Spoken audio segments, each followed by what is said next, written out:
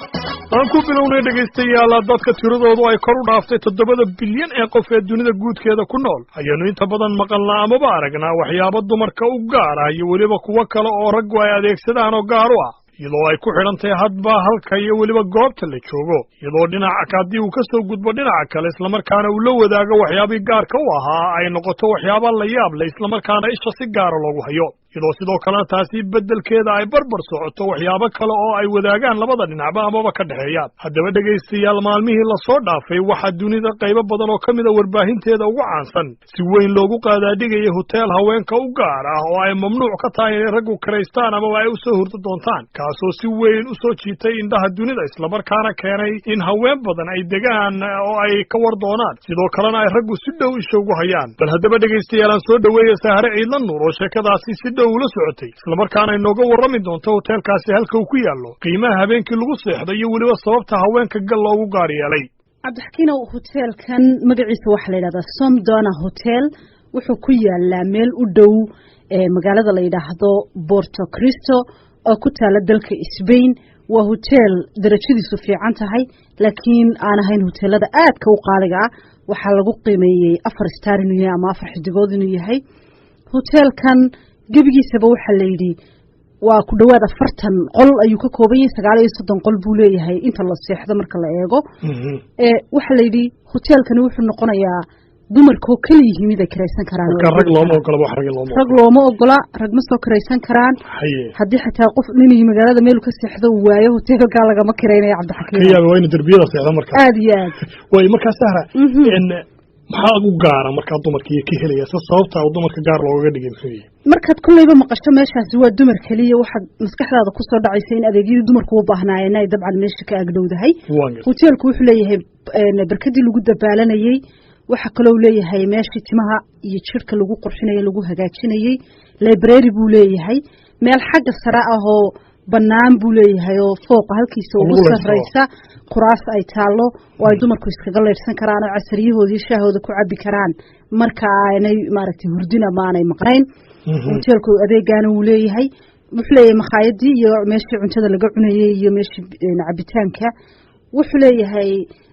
dumar badan oo shaqaale ah iyo sidoo kale rag kooban oo shaqaale ah oo rag baaba joogaba meeshii rag yar baa ka shaqeeya kuwaas isay ugu suurta gashay inay maadaan oo iyaga lagu ogolaado cabdixkiinow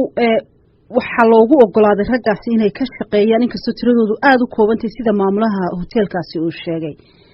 sharciga waddanka Spain wuxuu ogol yahay inaan qofna lagu takoori karin lab iyo dhididka uu yahay jinsigiisa iyo midabkiisa sidaa daraaddeed raggii looma diidi karo inay meeshii ka shaqeeyaan laakiin waa tiro yar yihiin intooda badani waa dumar shaqaalaha raggaa koobanna waxaa la sheegay inay meelo aanay badanka dumarka isa soo gaadhin inay ka shaqaynayaan waan gartay marka waa qoladii seexanaysa waa loo diiday inay maadaan shaqaalaha kooban way joogaan Sahara dee hotel marka la yidhahdo la seexanayo ama goob hurdo dee ragga dumar buu u baahan yahay macashdoon weeyaan dee waa hotel inuu shaqeeyo dadka yimaadaan loo baahan yahay maxaa keenay ama fikirkan ku dhaliyey in dumarka gaar ay u abaaraan ama ay u beegsadaan ay dumarka gaar u sameeyaan cabdixakiinow waa runtaa laakiin dadku markay ganacsi sameynayaan inta badan waxay sameeyaan cilmi baadhis ninka hoteelkan madaxda ka ahi wuxuu sheegay in ay sameeyeen daraasad muddo dheer soconaysay oo cilmi baadhisa oo ay ku ogaadeen in haween fara badani markay doonayaan inay ka nastaan hawlaha shaqo iyo stresska iyo hadday guri joogaanna ay caruurta iyo ninka iyo guriga iyo rabshadahaas ay ka soo nastaan inay keligood noqdaan oo ay gaar marmarka qaar dumarku u baahan yihiin marka waxaa la ogaaday oo kale in sanadahan dambe ay kor u sii kacayso tirada dumarka keligood safra ee doonaya inay keligood socdaalkaasi ama holidayga ama vacationkaasi ay u baxaan waxa weliba ay soo xiganayaan warbixintan dadka qoray in shirkadda weyn ee diyaaradaha ee British Airways la yidhaahdo ay sheegtay in 9,000 oo dumara oo da'doodu u dhaxayso 18 ilaa 64 jir ay safreen oo diyaaraddaas isticmaaleen iyagoo kaligood safrayeen wax rag la socon ama aan ciyaal la soconin dumarka waxa la sheegay inay iskaga kala gudbeen ama iskaga kala goosheen wadamada Ingiriiska, Mareykanka, Faransiiska, Hindiya, Germany, Talyaaniga, Brazil iyo China waan gartay marka intaas oo dumar la ogaaday inay kaligood safrayaan marka Sahray dee waa rag la-aan bay dumarkii markaa tijaabinayaan iyadoo ama aanay odayaashoodii la socon ama aanay rag la socon inay safri karaan meelna seexan karaan marka waa dumarkii waa kelinimay door bidayaan bay ka dhigantay dumarka mar walba ma aha laakiin xilliyada qaar markay dumarka shaqeeya iyo dumarka hooyooyinka ah ee caruuraha hayaa ay ku daalaan shaqooyinka maalinlaha ah ee joogtada ah oo dumarka shaqeeyaana iyagoo shaqaynaya haddana gurigii dabcan gabadh ka yihiin hadday ciyaaleedii haddaanay lahaynba marka waxay u baahdeen inay keligood marmar noqdaan oo ay soo samaystaan adeegyadan dumarka hadday cidiyaha hagaajsanayaan timaha jirka waxaasoo dhan qurxintoodii oo dhan meelaha ay ka heli karayaan aad bay ay u xiiseynayaan baa warbixinta ku qoran waxaa kaloo la sheegay in haweenka loo ogol yahay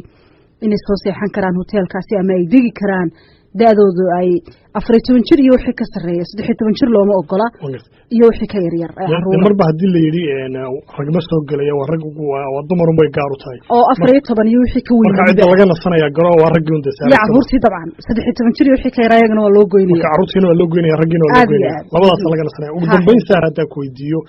dee marka la yidhi dumarku gaar u yahay hoteelkaasi adeegyada aynu soo tilmaanayna uu leeyahay dee ragna dhowrkaa qof ee sharcigu aan inaan si aan loo jabinin loo ogolaaday may ragna lama arkayo meeshii ma imanayaan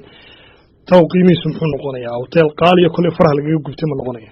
hoteelkani ma jabna qiimihiisa markaynu u eegno hoteeladaasi qaalina maaha laga qaylin karo